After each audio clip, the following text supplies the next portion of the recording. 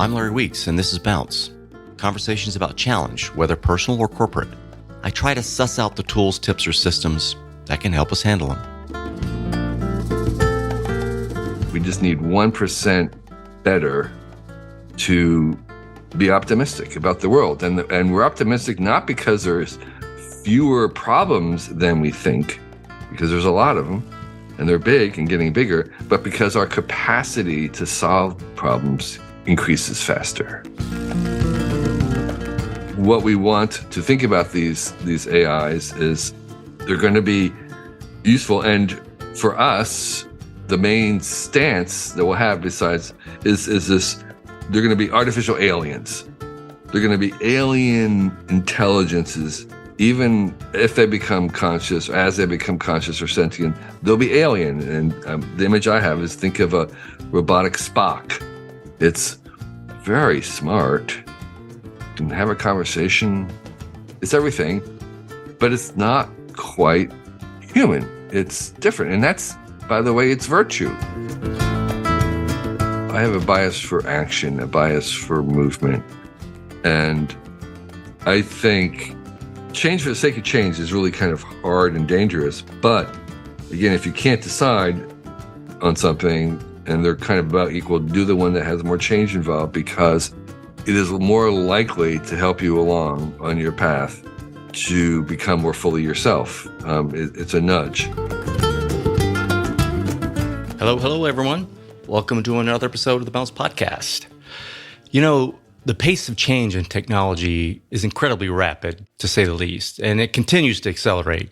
Not only factors such as Moore's Law, globalization, but the increasing investment in research and development on the AI front is astounding. And on that point, the pace of change is so fast that it has some so worried that in March of this year, 2023, a document was released by the Future of Life Institute proposing a pause to giant AI experiments. Now, this warrants a whole other podcast, which I am planning, so stay tuned for that. But I'll also point you to two others I've done in the last few years. Karthik Hosanagar's one on algorithms and AI, and the others with Rob May, who does a lot of investments in AI. So check them out. The speed of change overall just has led to some incredible innovations, much shorter product life cycles, and the need for us as individuals and businesses to not only adapt to remain competitive, but to remain relevant. So I have an interesting episode for you featuring well-known technologist and futurist Kevin Kelly, who's seen it all.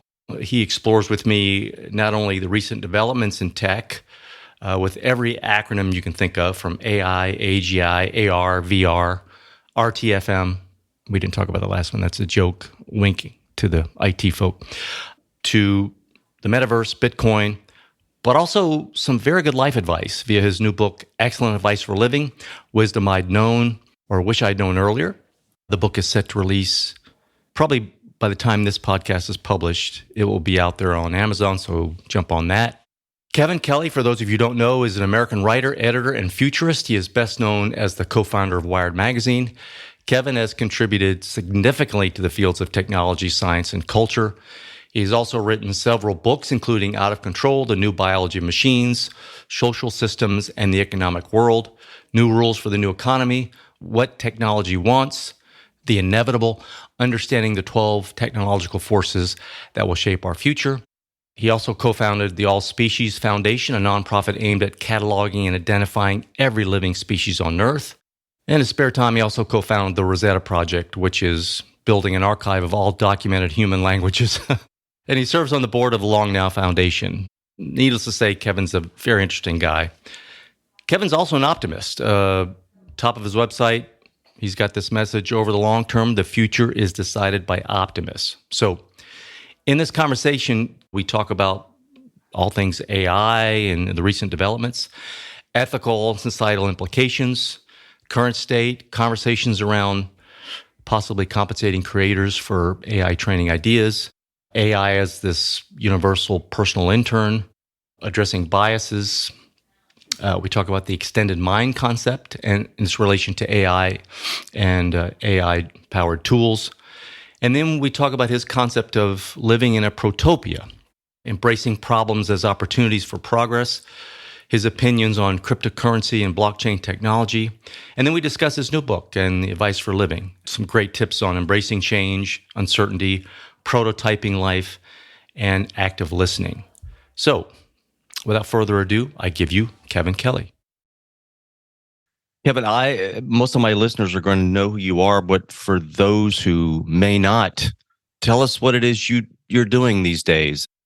Well, I'm one of the co-founders of Wired Magazine, and I've been writing books about the culture of technology. And I also have been a lifelong photographer and just completed a 50-year project of documenting the disappearing cultures and traditions of Asia between Turkey and Japan and Siberia and Indonesia. It's huge. I continue to try to follow what's happening with AI. And it's just like literally impossible right now because I try to write for Wired on what I think the meaning of the AI stuff is. That's, the text can be covered by other people, but I am looking at the cultural aspects of it. It's almost impossible to keep up. So that's sort of what I do. And I do a piece of art every day. I was doing my own iPad art, and now I do AI art, again, just to kind of keep up. So you mentioned AI. You're the guy to talk to. You've been this astute observer of technology for decades. Did you have kind of an early online community? You were involved back in the late 80s or early 90s? Right. Yeah. So, 80s, we started the first public access to the internet in 85. Yeah. And I've been online since the early 80s or 81 or so. And so this is sort of my home territory, my home country at this point. In fact, what's interesting is right now feels a lot like the early web felt like the years of the 90s, in the sense that there was so much happening. And unlike crypto, this is actually useful stuff. There's actually stuff you can use. And so there is this kind of a frenzy stampede of people trying stuff, learning new things that nobody had any idea that they could do, disseminating it, and other people picking it up. And the speed is really what's remarkable. Yeah, I developed a little software tool for content creators and just recently added AI. So that's been kind of fun to play with. But you're a futurist and in my mind, I've read your books and The Inevitable and others. And one of the things I appreciate about you, Kevin, is it seems to me your optimism as to the future as it relates to technology, which is a rare thing now. Right. In fact, you just can't find any positivity. It baffles me. And I certainly understand challenges of any big company and the power they wield and the responsibility they have. But I keep thinking of the goose that laid the golden egg kind of a thing. And it's trite, but it's so true. You remove these companies and we're in a much poorer place, in my opinion. So you have explained why progress would often look like a dystopia to someone with an untrained eye. I'm assuming you're still optimistic. Well, so I kind of have a general genetic disposition, I kind of an optimistic disposition, but optimism is something you can learn, and you can teach children to be more optimistic. And I have been teaching myself to be even more optimistic than I normally am. So I am getting more optimistic as I get older. So yes, I have a deliberately engineered optimism because it's a learned skill, because it's a informed opinion, because it is a kind of realism that one can acquire. And the root of my optimism comes in kind of a basic observation that if we can create 1% more than we destroy every year, that 1% compounded over time is civilization, and that's worth being optimistic about. So the delta, the difference between a gain and not is very, very tiny and very hard to see in the present.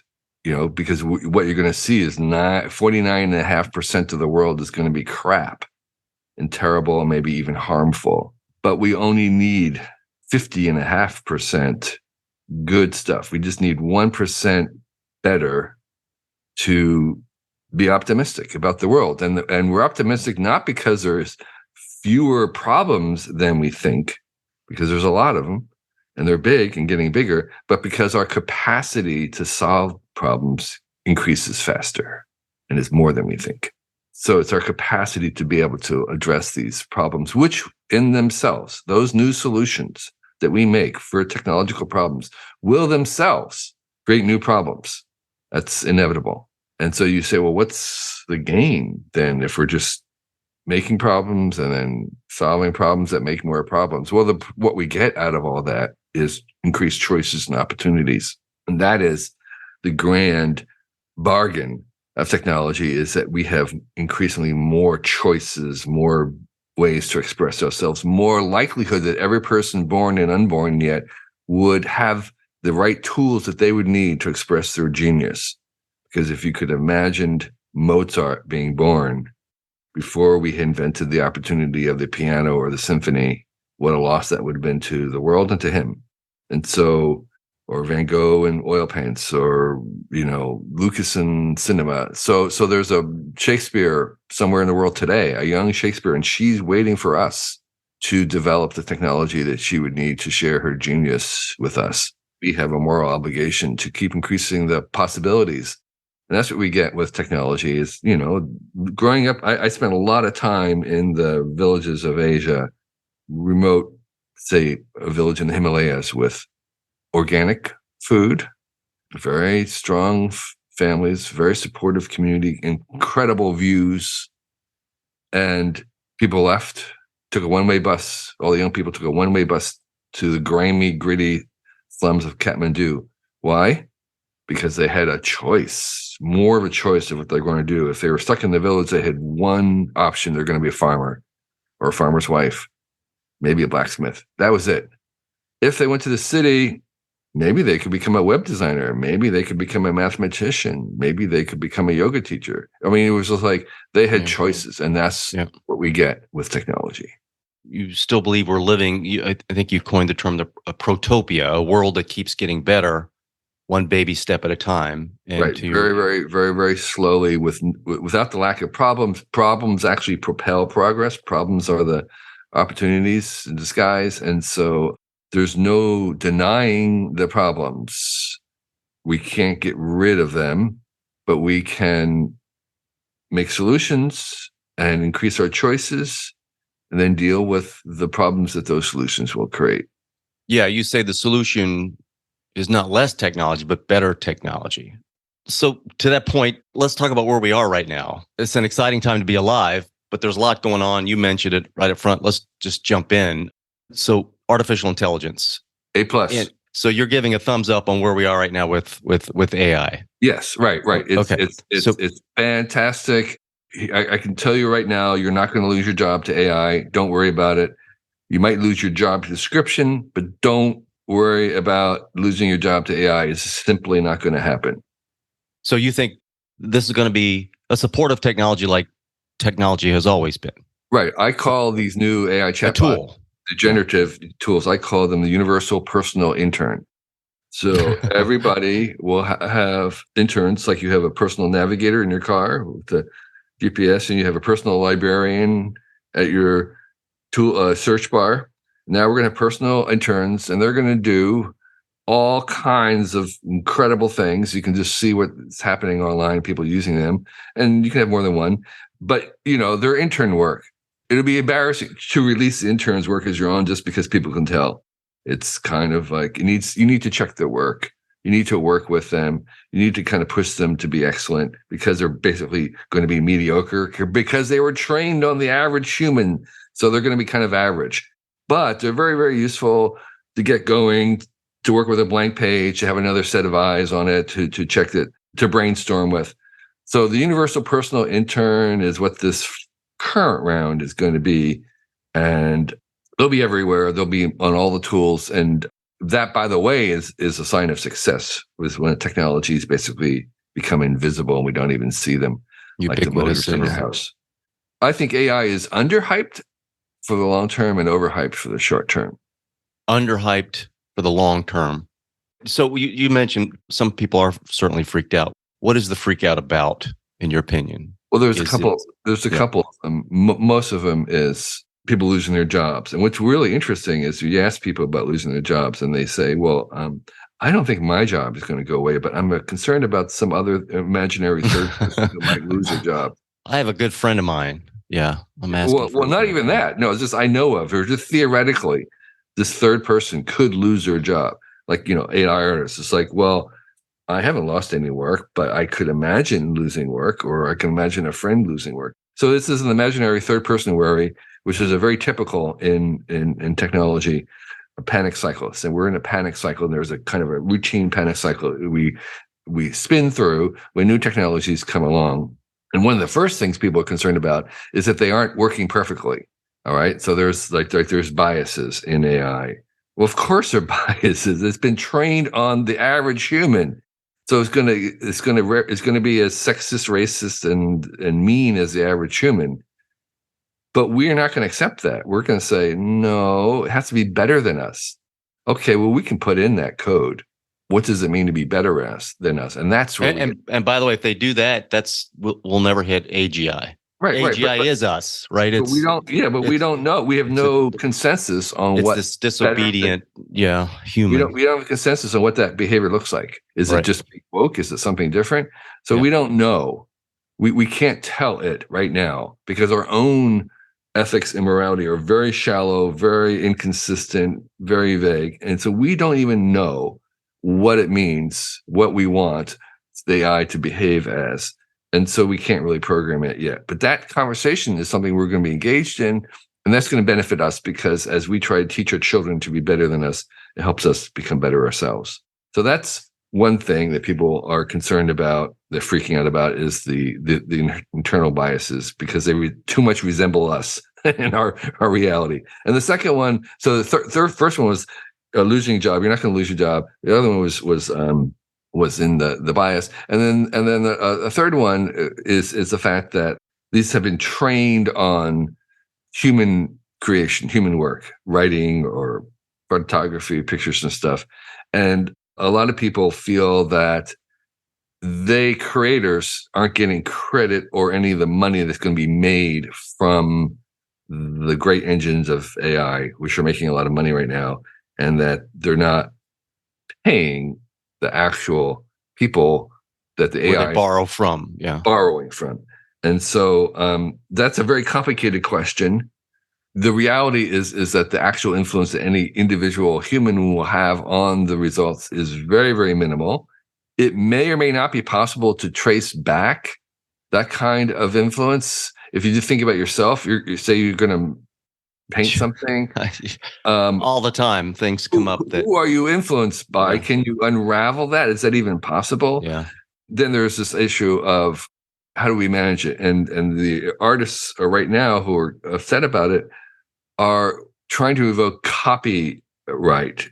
And that's another issue too, just in general. So this intellectual property stuff, the Supreme Court right now has not allowed it to be copyrighted at all, which is not going to be sustainable because it says here's something that can't be copyrighted. That doesn't make any sense whatsoever because they're saying it can't be copyrighted because only humans can copyright things. But even more importantly, the artists with the kind of talking about not the ownership of it, but the influence of it are invoking copyright. But this is the wrong model. This is not about copyright. I think we might need some new rights like the right of reference. Like an R, the right of reference of like, we understand there's kind of a new intellectual property right, which is referencing something. And so there might be some kind of a Creative Commons or something like that, where you have the right of reference. Allow people to reference it in training or not. And so we probably need some new ideas and concepts and language to kind of deal with this issue, because there'll be training sets that will be curated who it's trained on, and there will be some where there's only opt-in, so only the artists will opt in, and there'll be deeply curated ones where I think there's going to be artists clamoring to be included in the influencing of it. Yeah. So anyway, so we're at the early stages of that. I think these are tractable problems, meaning that they're solvable, whereas the issue of the bias, that's a very difficult problem to solve, as I said, because we don't know what our own solution is for us. Yeah, and I think I've heard you talk about longer term, and the possibility of sentience or artificial general intelligence, whatever. I don't think general intelligence is a thing. I think that's a misnomer, a misunderstanding of our own intelligence. I don't think we have a general intelligence. I think we have just like we're not a general organism. There are no general organisms in life. A very specific organism that's been hacked, so to speak. This hacking its way for this fit of this particular survival. And I think our intelligence is the same. We have there are elements. There are kind of, I would say, universal elements of intelligence, primitive cognition modes, like deduction or symbolic reasoning and those kinds of things.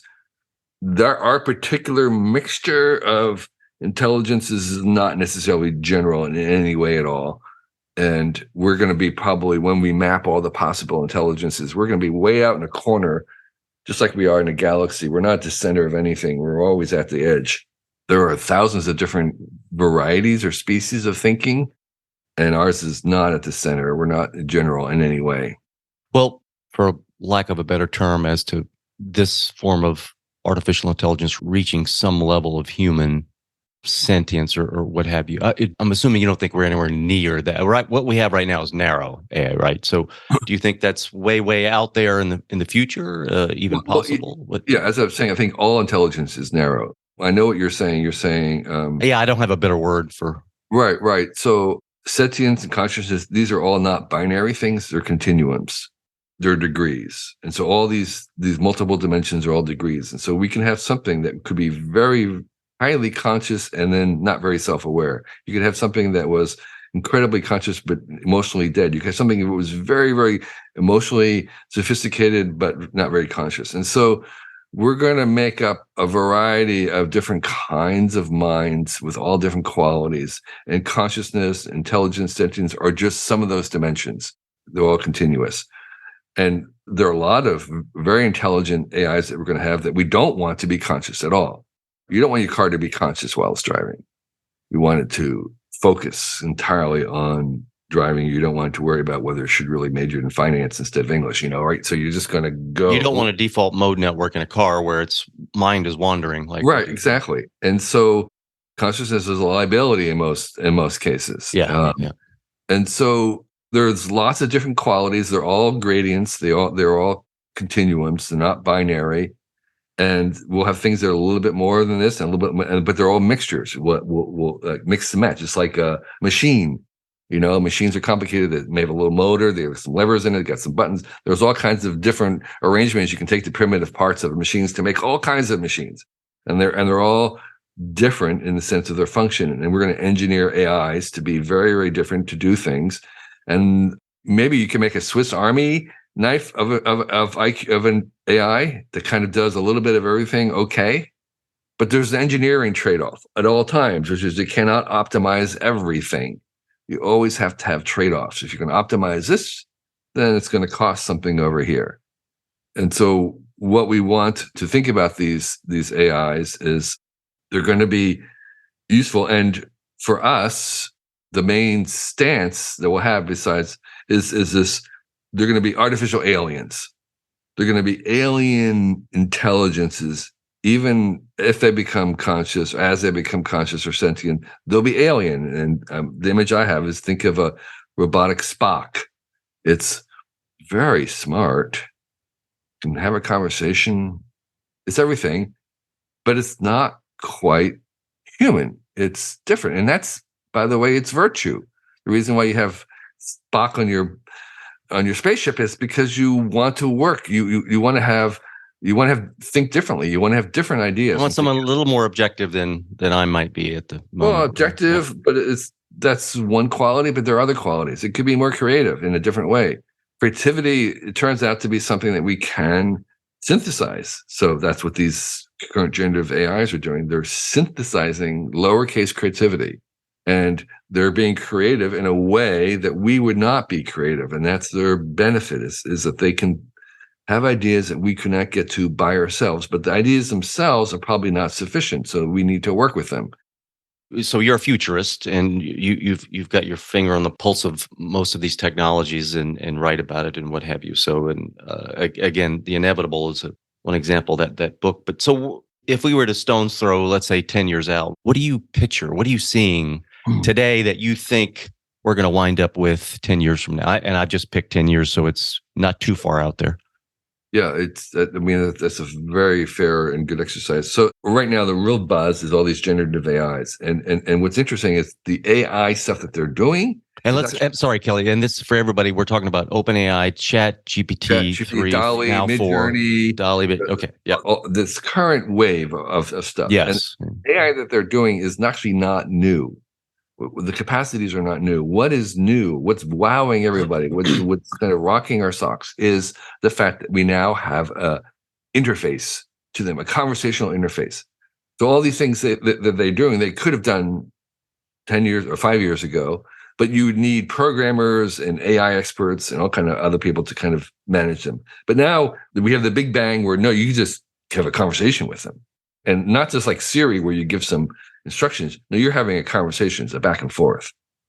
And that conversational interface is the thing. It's like, again, it reminded me of the 80s and 90s in the web, where there was the internet. The internet was around for a long time, and it was really hard to use. You had to have command line typing.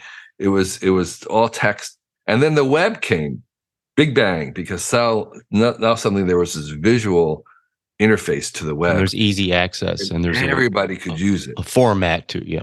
And that's what's happening right now with AI. The AI's been around. Now suddenly there's an interface, the conversational interface of these large language models that allow you to have a conversation, have it remember. And so that is the thing. So this conversational interface will go everywhere. Okay, we're going to just put it everywhere where we're talking, conversing, dialoguing back and forth. And that's the real thing, is the back and forth, the clarity that you get, the cooperation, the collaboration that's possible with a conversation, not just with kind of giving it one set of instructions like Siri and then hoping for the best. So this collaborating with it is the new thing. And there is sort of right now, no limit to what we could do with that, even with the current levels. Obviously, there'll be new levels, but even if there isn't new levels of intelligence, there's going to be just this interfacing, sweeping everything from cars to your phones to inert things. It's the dream that people have been talking about for a long time of collaborating, but that collaboration is fairly limited right now because these AIs can only do one kind of cognition. And you've got to have some knowledge of good prompting. That, I think, to your point, is going to get better, where some sentiment analysis or some way that interface is going to understand you more. That's going to get easier and easier, I would think. Yes. So there will become another language. So already the programmers, the coders, are using the generative AIs like Copilot and others to program and code things. And so instead of having to code something in Python, they're actually coding in English. They're giving the instructions in English, and the AI is turning it into Python. Right now, again, all the AI that we're seeing is because of one type. We have not synthesized the other kinds of cognition in our own brains, like deductive reasoning, symbolic reasoning. And so there may or may not be advances in that in 10 years. If there is, then what I would imagine is that we are going to see them, these collaborators, enter into people's work and job in a very serious way. So the 10 years in the future, if you look out the window, I don't think there's going to be much change in 10 years of the physical world. Maybe we might be able to get a little closer to self-driving cars, but I think that's the thing about self-driving cars is not, you just can't change the cars. You have to change the infrastructure as well. So that's going to be a very long process. Maybe. Yeah, I just saw a video of a guy with a jetpack flying around. It was very cool, and I thought to myself, immediately the problems stood out to me that right. Physical flying objects are just fraught with all kind of. But anyway, But people right. tend to think of that as future, some Yeah. physical manifestation. So I think for the most part, 10 years, the world outside will look very, very similar. Maybe, again, some highways have been converted to self-driving, but we're not going to see a massive change in that. I think AI does, ubiquitous, cheap AI does help the metaverse come.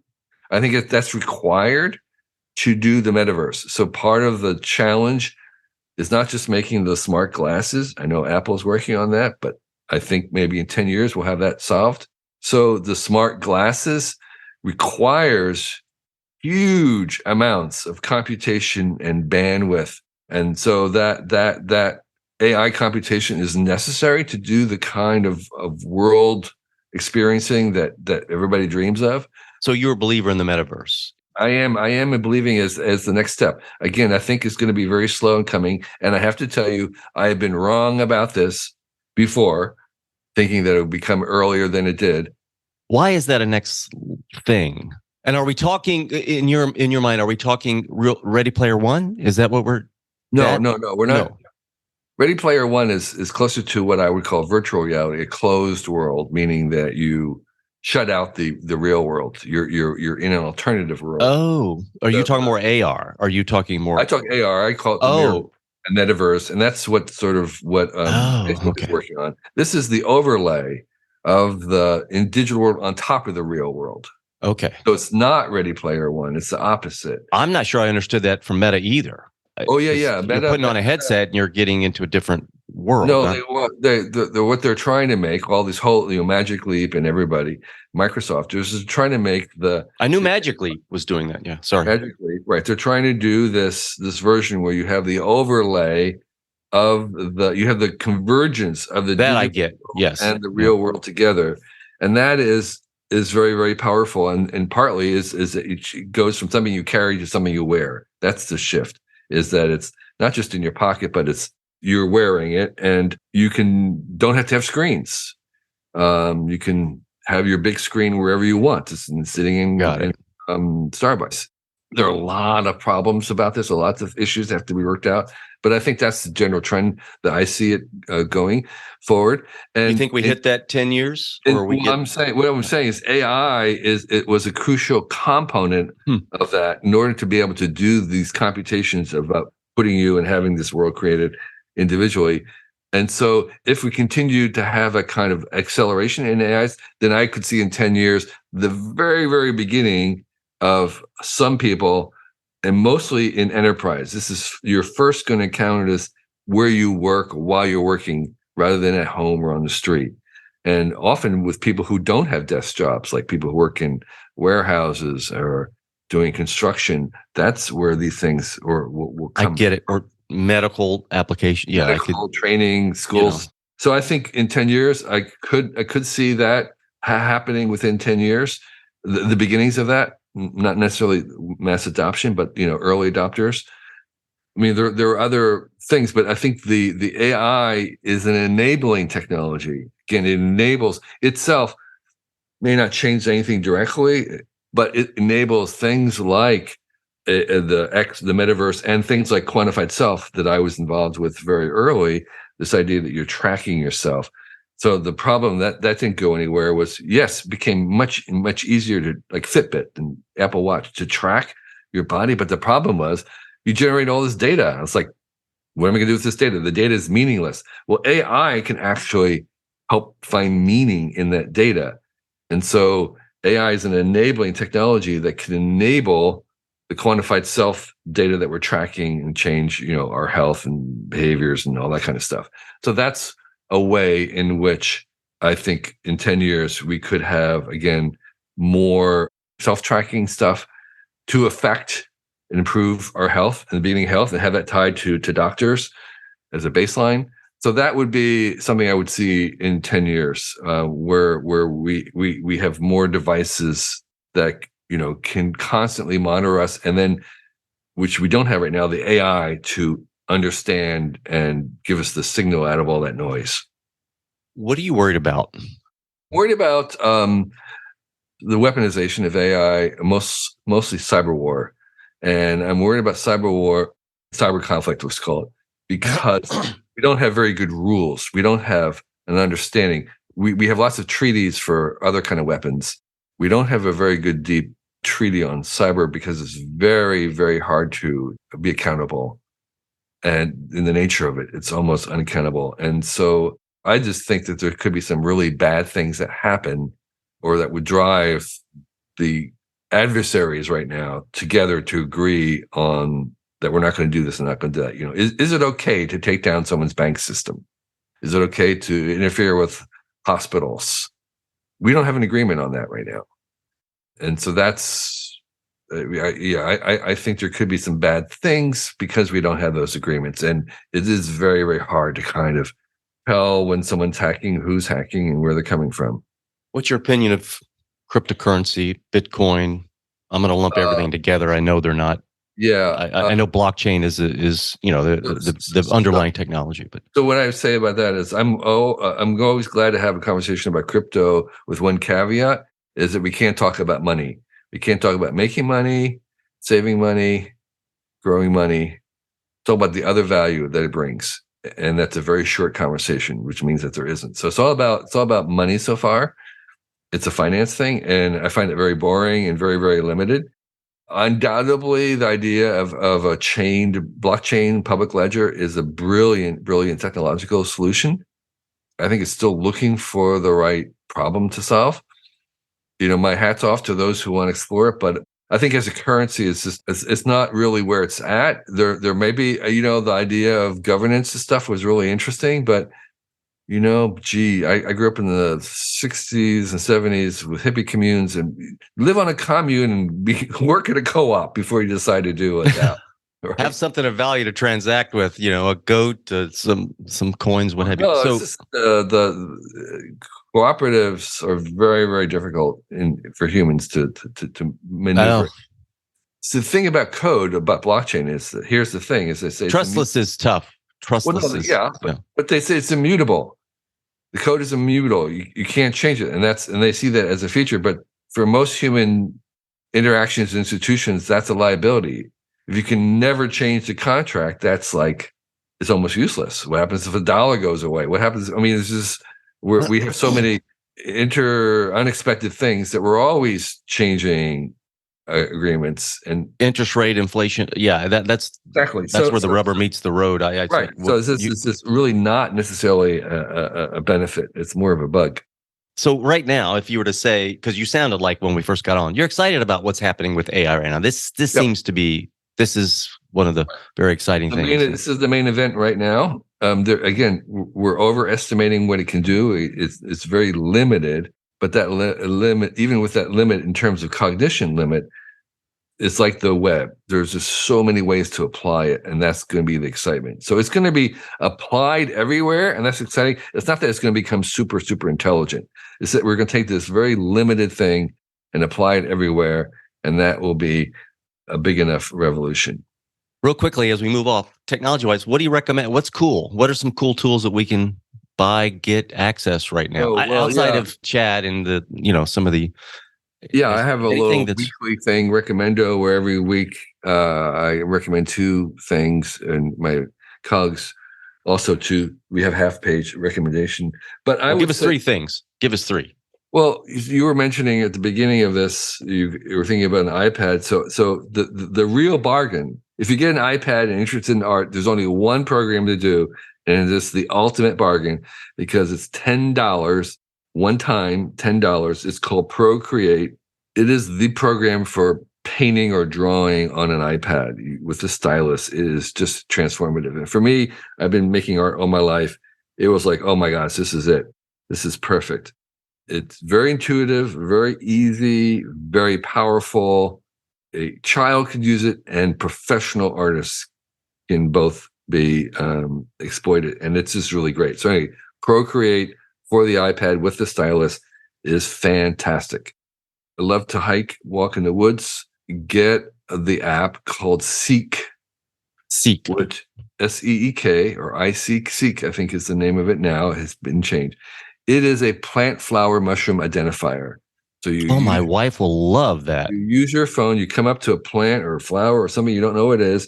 You put your phone there, and it will tell you the species. Then you can go look it up and learn more about it. It's fantastic. The hit rate is pretty good. I would say it's about 95% usually able to identify. Would trees fall in within the okay trees with the leaves? Because I wanted to do that with palm trees, and the hit rate was horrible. Yeah. So it's really good. There's a related one called Merlin, which will identify from Cornell, which will identify birds by their song. If you're walking, you can hear the birds. That's cool. And they can be pretty far away, and it will still identify what that bird is. So those are those transform for me. Taking a walk in the woods or walking along, even in a city, you can identify plants and flowers. Tell me about the book. Why? So, you wrote this for your grandchildren? No, I started writing for my kids, my adult kids, and each page has just a little tiny, two or three per page of bits of advice that I accumulated and wish I'd known earlier. And some of them range from being very, very practical, like, for example, if I get an invitation to talk or go somewhere in 6 months to visit outfit or to have coffee with somebody, whatever it is, I ask myself, would I want to do this if it was tomorrow morning? I kind of future project. Like, that sounds really cool, but would I want to do it tomorrow morning?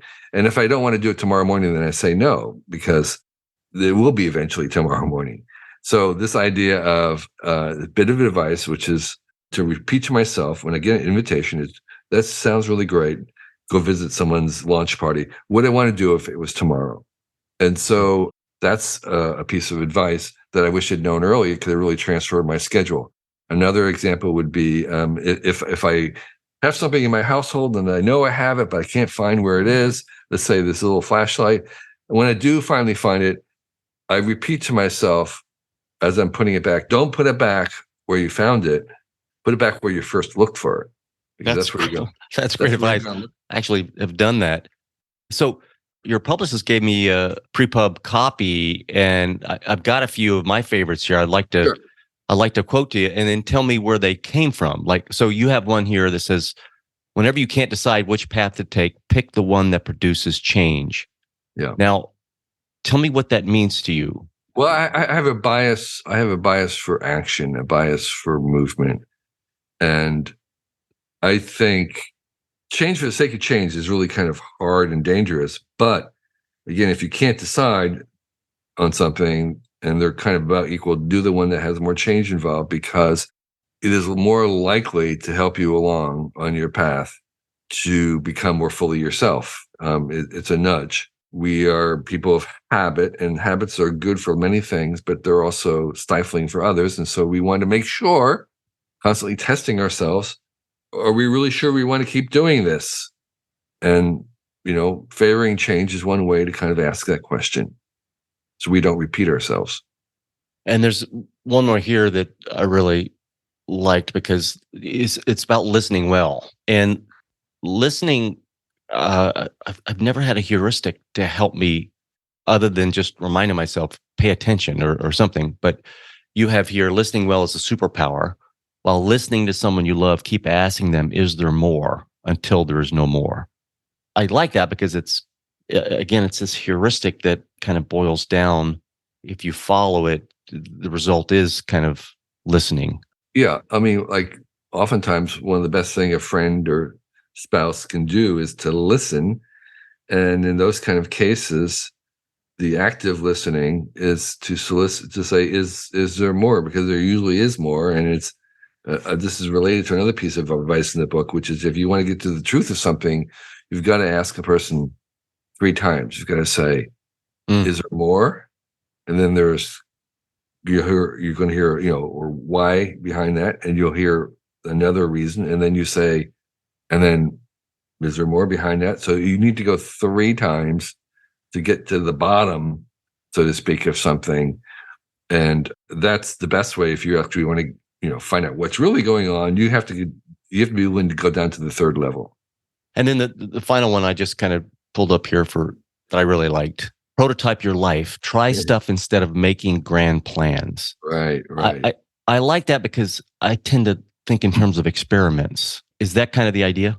It is like, rather than you're going to go off and start a business, doing, I don't know, like a maker space, or you're going to switch careers, is prototype it first, try it out, do something for 6 months with the idea that you'll decide at the end of that, or new career, volunteer for the same occupation for a while. You try things out. That's career advice, but also it's true for anything. It's like this again. I wish I'd known this earlier, but when we do remodels, or just an example, I would, like I say, remodel a kitchen. I would do a prototype, full-scale cardboard version of it to work out the kinks, because it's very hard to imagine spaces and things in your head, even drawings. But you do something full-scale cardboard prototype, it's like you really get the sense of like, is this bench too high? Is this the right width? Is this in the right location? I prototype my books. So I have this book here, and I made a prototype book. Literally, I'd made a book, bound things, to check out the size, to check out the layout. And I did another version. And when I did my big Asia book, I made 3 or 4 different versions of prototypes of the book, binding the book, taking pages and having a bookbinder make books out of them just to prototype them. Because when you write a book, you are going to make drafts, and you may throw the first draft away. And that's what builders talk about, making one to throw away. It seems to me, when I was young, that was like impossible to do. The effort of making the thing to completion was so great that the idea of then throwing it away and doing it again was like, I can't know if I can do that. But then you watch on YouTube any of the great makers, and they're constantly iterating things. They're constantly prototyping something, getting it going, making one that they know that they're going to basically toss and then do it again with what they learned. And anything great is made that way, from, the Hamilton musical, which they prototyped for years and years, what they call it workshopping, to, the great Pixar movies, in which they, again, had multiple drafts completely done. You and I would read it and say, that's pretty good. Nope, they're going to throw it away. They're going to prototype it and make it better.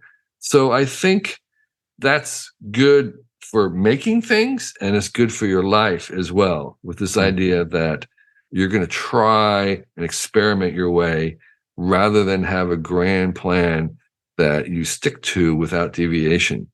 Yeah, I think it kind of mitigates a bit of fear of failing at the thing, Right, or the result. You're not stuck on the actual result. This is an experiment, right. and experiments are made to fail and try. Yeah, exactly. That is a good way to put it, which is we're going to make something and we're going to fail on the way. We're going to fail forward, is the way they say it in Silicon Valley. You're failing forward.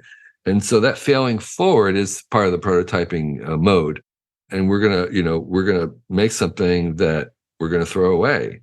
And that is something I really wished I knew earlier. Yeah. When is the book out officially? May 2nd. It'll be on sale. There are pre-sales on Amazon. You can pre-order on Amazon. It's a little book. It's really great, I think, for the young at heart. Some have advice. Some advice for a 20-year-old. Like, if you're a 20-year-old, try and work on something where they don't have a name for what it is that you're doing, where there's no language, where it takes some time to explain to your mother what it is that you do. That's a really good sign. That was I read that, and I thought in my life, there were so many times in my life where when people asked me what I was doing, I was like, I don't know how to say it. Yeah. That's a good sign. Because it was so new, everything was like, you're at a fertile place. That's a really cool, where the breakthroughs happen, and there's no competition, or there's little competition. And then also, if you're 20, try and spend, if you at all possible, and people have different resources, but try to spend a hunk of time, like a year or say, doing something that looks nothing like success. It's kind of crazy, weird, unexplainable, maybe dangerous, seems to be a waste of time to some people. It's unproductive, unprofitable. It looks nothing like success. And that experience will later on become the foundation and a touchstone for your own success. These are haikus, Kevin. These are Zen koans. We could. No, this is great. So I'll end with one Zen koan. You mentioned the key word there. So my shortest bit of advice for your own life is don't aim to be the best. Aim to be the only. The Tibetan bowl just went off. Kevin, thank you so much for coming on. People can find the book, you said, in May, right? Or on Amazon right now. Excellent advice for a living. Wisdom wish I'd known earlier. I think you'll enjoy it. I'm enjoying it. Yeah. So I recommend everybody jump on there. And they can go to your website elsewhere to. My initials, kk.org. Been around a long time. My email's there as well. Very public. So, and I'm Kevin2, the number Kevin2 Kelly on the socials. Thank you so much for coming on, Kevin. Thank you. Have a good one. Well, that's a wrap. Thank you for listening. If you enjoyed it, do share it with your friends and on your social platforms. Big thanks to Sam Williams, my audio guy, and the beautiful bumper music you're hearing is Michael Petrovich's Bella Luna. For all my show notes or resource links, visit larryweeks.com, and we will talk again soon.